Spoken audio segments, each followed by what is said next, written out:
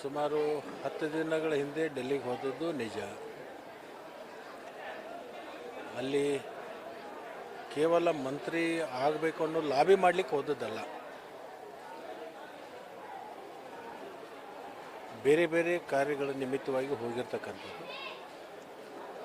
ಆ ಸಂದರ್ಭದಲ್ಲಿ ಮಾನ್ಯ ಈಗಿನ ಮುಖ್ಯಮಂತ್ರಿಗಳು ಮತ್ತು ಹಿಂದಿನ ಮುಖ್ಯಮಂತ್ರಿಗಳು ಡೆಲ್ಲಿಗೆ ಬಂದಿರೋದ್ರಿಂದ ಅವರಿಗೆ ಸಹಜವಾಗಿ ಭೇಟಿ ಆಗ್ತಕ್ಕಂಥದ್ದು ನಮ್ಮ ಕರ್ತವ್ಯ ಮತ್ತು ಜವಾಬ್ದಾರಿ. ಅದನ್ನು ಭೇಟಿಯಾಗಿ ಬಂದಿದ್ದೀವಿ. ಮಂತ್ರಿಮಂಡಲ ವಿಸ್ತರಣೆ ಮಾಡಬೇಕು ಅಂತಕ್ಕಂಥದ್ದು ಎಲ್ಲರದಲ್ಲೂ ಕೂಡ ಈ ಭಾವನೆ ಇದೆ. ಕೇಂದ್ರ ಸರ್ಕಾರದಲ್ಲಿ ಈ ನೀಟ್ ವಿಷಯವಾಗಿ ಸ್ವಲ್ಪ ಪ್ರತಿಭಟನೆ ಅವು ನಡೆದಿರೋದ್ರಿಂದ ಕೇಂದ್ರದ ವರಿಷ್ಠರು ಆ ಒಂದು ಪ್ರತಿಭಟನೆಯಲ್ಲಿ ಸ್ವಲ್ಪ ಬಿಜಿ ಆಗಿರೋದ್ರಿಂದ ಅದು ಸಭೆ ಮಾಡಲಿಕ್ಕೆ ಅವಕಾಶ ಆಗಿಲ್ಲ. ಬಹುಶಃ ರವಿವಾರ ಸೋಮವಾರ ಡೆಲ್ಲಿಗೆ ಹೋಗ್ಬೋದು.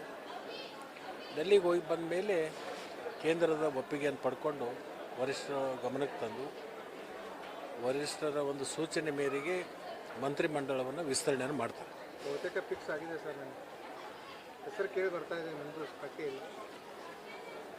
ನಿಮ್ಮ ಮಾಧ್ಯಮದವರನ್ನೇ ಭಾಳಷ್ಟು ಜನರದ್ದು ಈಗಾಗಲೇ ಪ್ರಕಟ ಮಾಡ್ತಾ ಇದ್ದೀರಿ. ಅದು ಮಾಧ್ಯಮದಲ್ಲಿ ಅನೇಕ ಶಾಸಕರ ಹೆಸರುಗಳು ಕೂಡ ಬರ್ತಾ ಇದ್ದನ್ನು ನಾನು ನೋಡಿದ್ದೀನಿ. ನನ್ನ ಹೆಸರು ನೀವು ಪ್ರಕಟ ಮಾಡಿದ್ದೀರಿ. ಬಟ್ ಕೇಂದ್ರದ ವರಿಷ್ಠರು ಮತ್ತು ಮುಖ್ಯಮಂತ್ರಿಗಳು, ಮಾಜಿ ಮುಖ್ಯಮಂತ್ರಿಗಳು, ರಾಜ್ಯಾಧ್ಯಕ್ಷರು ಕೂಡ ಏನು ತೀರ್ಮಾನ ಮಾಡ್ತಾರೆ ಅದು ಅಂತಿಮವಾಗಿರ್ತಕ್ಕಂಥ. ಅಂದರೆ ಮತಕ್ಷೇತ್ರದ ಜನರು ಕೂಡ ನಿರೀಕ್ಷೆ ಇದೆ. ಮತಕ್ಷೇತ್ರದ ಜನರು ನಿರೀಕ್ಷೆ ಇದೆ, ನಿನ್ನ ನಿರೀಕ್ಷೆನೂ ಇದೆ. ನಿನ್ನ ಅಭಿಪ್ರಾಯ ಏನು? ನಮ್ಮ ಅಭಿಪ್ರಾಯ ಇದೆ ಸರ್. ಏನು ಜನರ ಅಭಿಪ್ರಾಯ ನಮಗಾದರೆ ಚೆನ್ನಾಗಿರುತ್ತೆ ಸರ್.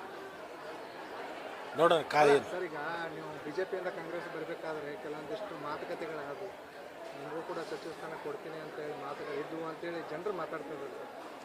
ಜನರು ಮಾತಾಡ್ತಾ ಇದ್ದಾರೆ. ನಾವೇನು ಮಾತಾಡಿದ ಅನ್ನೋದು ನಿನಗೆ ಗೊತ್ತಿಲ್ಲಲ್ಲ, ಜನರಿಗೂ ಗೊತ್ತಿಲ್ಲಲ್ಲ. ಅದು ಜನರಿಗೆ ಬೇಕಾಗಿರೋದು ಅದೇ ಸರ್. ಈಗ ಏನು ಸಿಗ್ಬೋದಾ ಶಾಸಕರಿಗೆ ಸಚಿವ ಸ್ಥಾನ? ಕಾಯಿರಿ, ಒಂದು ವಾರ ಕಾಯಿರಿ. ಎಲ್ಲನೂ ನಿಮಗೂ ನಿಮ್ಮ ಪ್ರಶ್ನೆಗಳಿಗೆ ಎಲ್ಲದಕ್ಕೂ ಉತ್ತರ ಸಿಗುತ್ತೆ. ಸರ್ ರಹಸ್ಯವಾಗಿ